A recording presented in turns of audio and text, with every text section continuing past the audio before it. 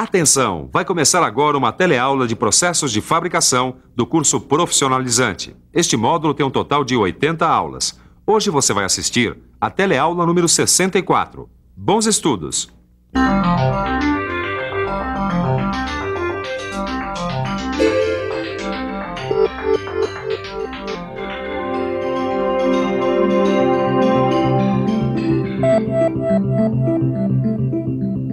Oi, chegou na horinha. Hoje nós vamos dar uma boa estudada em um novo tipo de corte. O corte plasma. Você não imagina do que esse corte é capaz. Sua máquina parece ter sido feita em outro mundo.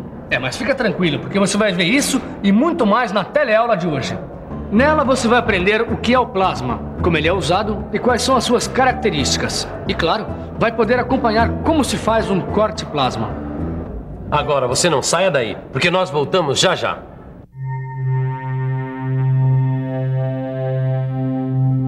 Sólido, líquido e gasoso.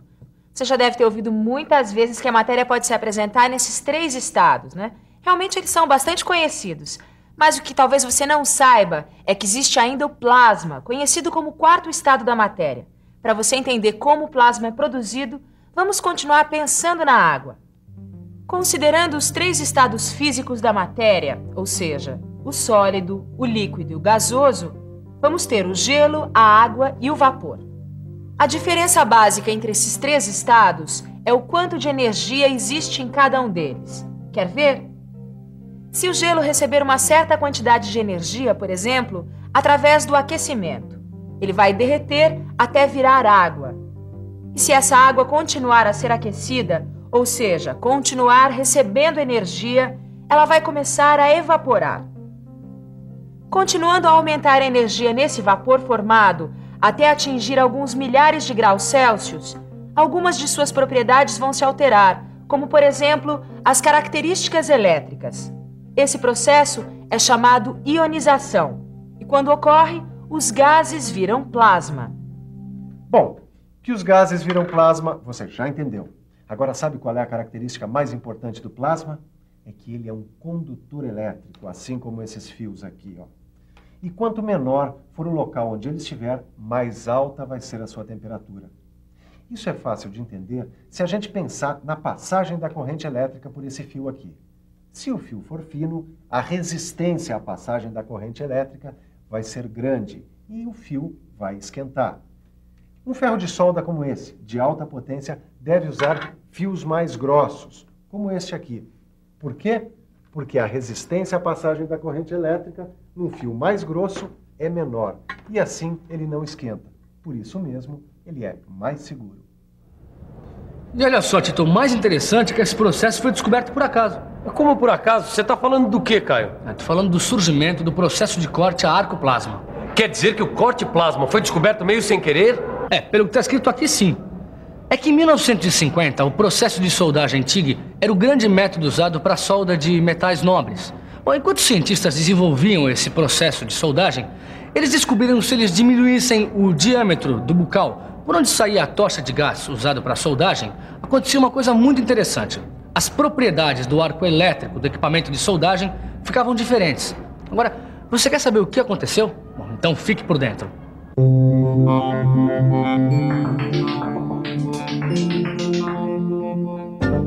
Com a redução do diâmetro do bocal por onde saía o gás, o arco elétrico era comprimido, aumentando a velocidade e o calor do gás. Então, quando saía pelo bocal, o gás ionizado, em vez de soldar, cortava os metais. Agora que você já entendeu como funciona o plasma e por que ele é capaz de cortar placas de metal, você precisa conhecer as características do arco plasma. Elas variam de acordo com o tipo de gás de corte, com a quantidade de vazão, com o diâmetro do bocal do bico de corte utilizado e também com a tensão do arco elétrico. Todos esses elementos precisam ser controlados e usados de acordo com alguns princípios técnicos, para que se chegue a um bom rendimento do trabalho. Quer ver como isso acontece na prática? Se for usada uma baixa vazão de gás, o jato de plasma vai ter uma temperatura alta e vai concentrar muito calor na superfície. Esta é uma situação ideal para se fazer uma boa soldagem. Agora, por outro lado, se a vazão de gás for aumentada, a velocidade do jato de plasma vai ser tão grande que vai empurrar o metal fundido através da peça de trabalho, provocando o corte do material. Para fazer o corte a arco plasma, existem máquinas muito sofisticadas. Elas contam com um comando numérico computadorizado, que além de possuir todos os movimentos automatizados, também possuem um monitor para o operador programar todos os parâmetros de corte. Existe ainda um programa com o perfil da peça que vai ser cortada, e o que é melhor, dá para simular uma situação de corte e conferir se a peça cortada vai ter mesmo o perfil desejado. Já pensou na grande economia que isso significa? Afinal, dá para corrigir o perfil sem o desperdício das peças cortadas erradas. Nossa, Caio, que belo corte de material, hein? O corte plasma usado do mesmo jeito que usavam quando ele foi descoberto é chamado de corte plasma convencional.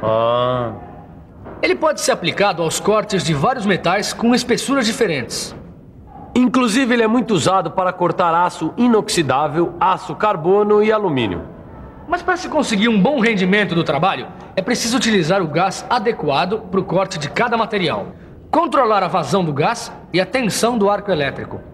Mas não pode deixar de levar em conta a capacidade de condução de corrente da tocha de plasma e as propriedades do metal que vai ser cortado. Uma tocha mecanizada com capacidade para 1000 amperes pode cortar até 250 milímetros de aço ou alumínio. Só que, em geral, na indústria, a espessura de corte não passa dos 50 milímetros. O corte plasma convencional foi introduzido na indústria no ano de 1957. No começo, ele era usado para cortar rapidamente qualquer metal. As espessuras cortadas naquela época iam desde meio milímetro até 250 milímetros. Esse tipo de corte é diferente do corte plasma com ar comprimido. Neste outro tipo de corte, o ar comprimido é incorporado ao processo como um elemento que substitui os gases industriais de alto custo, como o hidrogênio e o hélio, entre outros. Ou seja, é um corte mais econômico. Basta dizer que o oxigênio do ar comprimido proporciona uma energia adicional que aumenta a velocidade de corte em 25%. Esse processo pode ser usado para o corte de aço inoxidável e alumínio, mas tem o inconveniente de oxidar a superfície desses materiais. Por isso, ele não é bom para algumas aplicações específicas.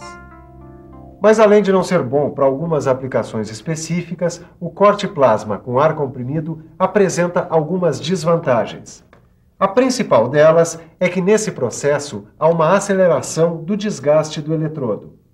Só para você ter uma ideia, um eletrodo de tungstênio, por exemplo, acaba em poucos segundos se o gás de corte tiver oxigênio. É por isso que é preciso usar eletrodos especiais, com inserto de zircônio, ligas de hafnio ou áfnio. Mas mesmo usando esses eletrodos especiais, a vida útil deles é muito menor do que a dos eletrodos do processo de plasma convencional. Agora existe uma outra possibilidade, que é fazer o corte utilizando um equipamento manual como este aqui. Esse tipo de equipamento a ar comprimido é hoje muito difundido nas empresas para perfurar ou cortar através de revestimentos pintados, enferrujados e isolantes. Independente de ser um processo de plasma convencional ou de plasma com ar comprimido, tem um ponto, Tito, que a gente não pode descuidar de jeito nenhum. Esse eu já sei do que você está falando, Caio. Da segurança no processo. Exatamente. É que durante o corte plasma é produzido um calor muito alto, o que é uma característica desse processo. Sem falar que esse processo produz fumaça e gases tóxicos. E as altas correntes elétricas usadas fazem um barulho muito alto. Por isso, é fundamental que o local de trabalho tenha uma boa ventilação e que o operador use protetores de ouvido, vestimentas especiais que o protejam contra a radiação ultravioleta. Sem dúvida nenhuma, esses cuidados são básicos para um trabalho bem realizado, dentro de um ambiente que ofereça segurança e boas condições para a saúde. E é com essa preocupação que foi desenvolvida uma camada protetora com água ao redor da tocha de plasma. Ela é conhecida como mufla d'água. Graças ao seu uso, o nível de ruído do processo de corte plasma fica bastante reduzido. A fumaça e os gases tóxicos ficam limitados à barreira d'água. A intensidade de luz do arco plasma é reduzida a níveis que não prejudicam os olhos. E a radiação ultravioleta também diminui muito. Você viu só o que esse simples líquido pode fazer? Assim, o operador pode trabalhar sossegado e tirar todo o proveito que esse incrível sistema de corte tem para oferecer. Aliás, se você quiser rever o que aprendeu sobre esse tipo de corte, aproveite que esta é a hora. E atenção, se liga aí que é a hora da revisão. Na teleaula de hoje, você conheceu o plasma, conhecido também como o quarto estado da matéria. Viu que o plasma pode ser muito útil para a indústria no corte de chapas metálicas de diversas espessuras. Acompanhou alguns fatores que podem interferir nas características do arco plasma. E ficou conhecendo 2 tipos de corte plasma, o convencional e o com ar comprimido. Por fim, você aprendeu algumas medidas muito importantes para se conseguir segurança no corte plasma. Agora, para aprender de vez todos os detalhes do corte plasma, nada melhor do que abrir seu livro de estudos e resolver todos os exercícios. Assim, além de dissipar todas as suas dúvidas, você se prepara para aprender mais processos de fabricação na nossa próxima teleaula. Bons estudos e até lá!